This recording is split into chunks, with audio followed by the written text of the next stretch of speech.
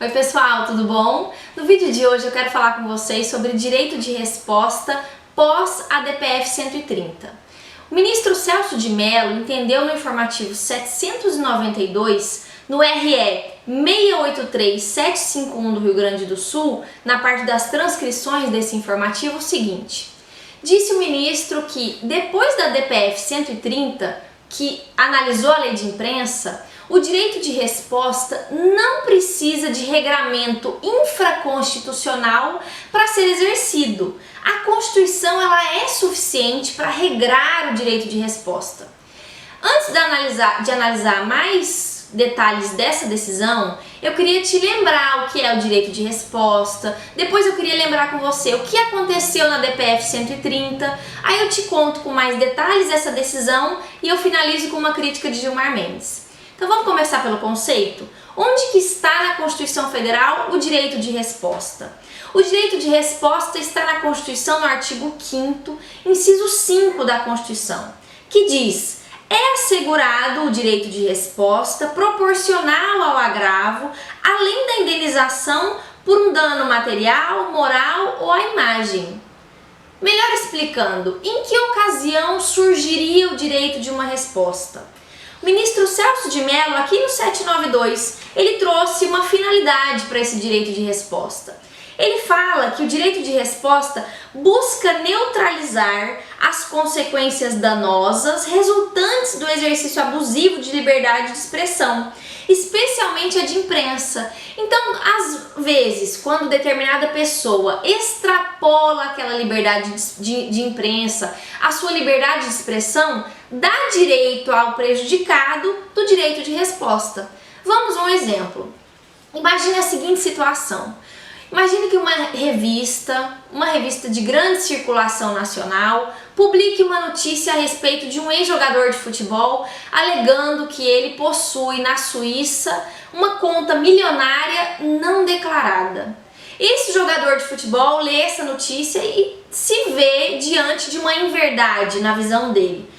Então ele entra na justiça pleiteando danos por essa inverdade na visão dele, bem como o direito de resposta. Ele quer um espaço naquela revista para se defender daquela acusação sem provas, na visão dele. Isso seria o direito de resposta. A pessoa que se viu violada, alguém extrapolou a liberdade de expressão e o outro particular ou uma coletividade, inclusive, interessante essa parte aqui do voto do ministro, em que ele fala que o direito de resposta hoje em dia pode ser analisado inclusive à luz de coletividades que seriam prejudicadas com alguma informação divulgada. Então seria basicamente esse um conceito rápido que eu te passaria do direito de resposta.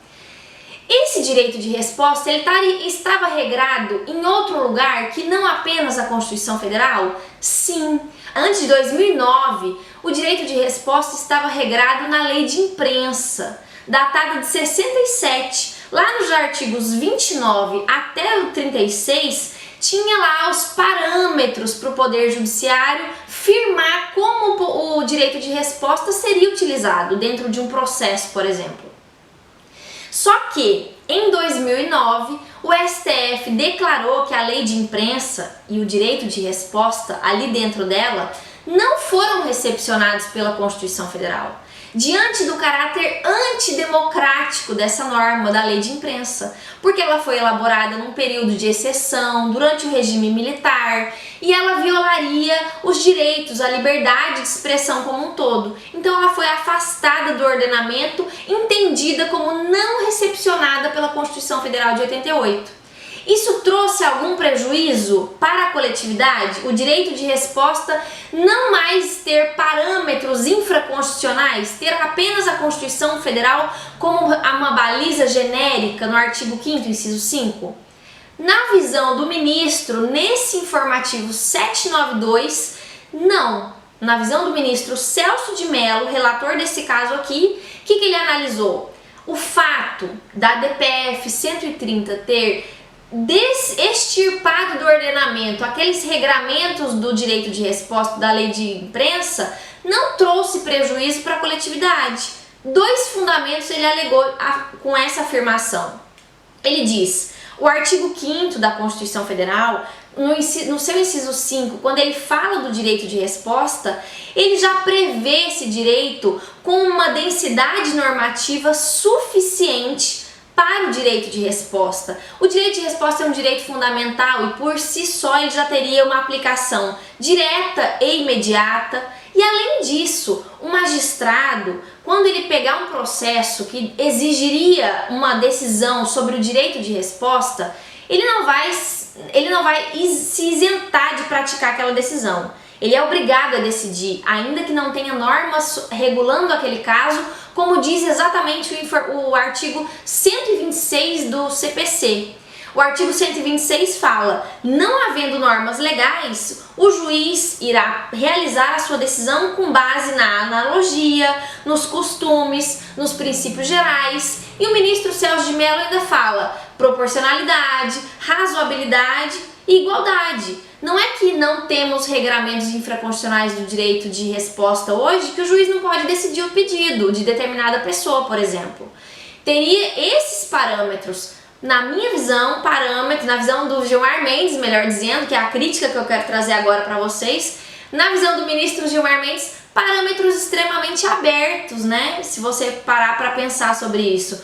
Você joga essa decisão do ministro Celso de Mello para o magistrado falando: olha, decida aí seu pedido de direito de resposta baseado na razoabilidade, baseado na igualdade, na proporcionalidade. Você define o que seria razoável, se 1 dia de publicação para a revista, 2 dias de publicação, você vai decidir o que é razoável, o juiz. E o ministro Gilmar Mendes fala: o direito, lá em 2009 ele já alertava para isso que aconteceu aqui. Ele dizia: o direito de resposta precisa de um regramento infraconstitucional. Não é porque ele consta na Constituição Federal de uma forma genérica que não vai precisar de uma lei regulamentando os parâmetros para os magistrados adotarem o direito de resposta na sua sentença. E pior que isso, a falta de uma regulamentação aqui vai fazer com que magistrados sem parâmetros possam se utilizar de uma norma não recepcionada pela Constituição Federal, dizendo que poderia haver uma estranha ultratividade da lei de imprensa. Porque o juiz sem parâmetro vai pegar o quê? O único parâmetro que a gente tinha na legislação mais recente, que era a lei de imprensa, que não foi recepcionada, utilizando nesse caso os antigos artigos 29 a 36 para regular um pedido. Então, essa seria a crítica de Gilmar Mendes, já desde aquele julgamento. O que o Gilmar queria? Ele falou: olha, eu até concordo que a lei deveria ser não recepcionada, mas vamos manter pelo menos o direito de resposta, porque ali no direito de resposta não está tendo violação de direito, de liberdade, não está tendo nada, é apenas um parâmetro para a magistratura adotar o direito de resposta. Mas ele foi minoria e a maioria do STF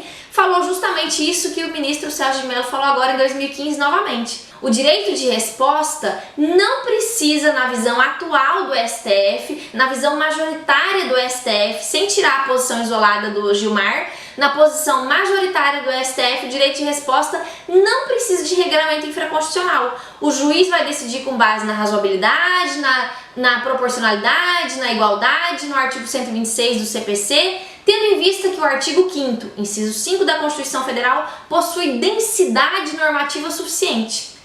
Decisão que você vai concordar? A gente não precisa concordar disso, né? Você precisa passar na prova. Depois você pensa quem estaria correto, Gilmar, Celso de Mello. Na minha opinião, a crítica do Gilmar faz muito sentido. Então é isso, gente. Espero que vocês tenham compreendido essa decisão. Semana que vem a gente se vê com outro tema. Até a próxima. Tchau!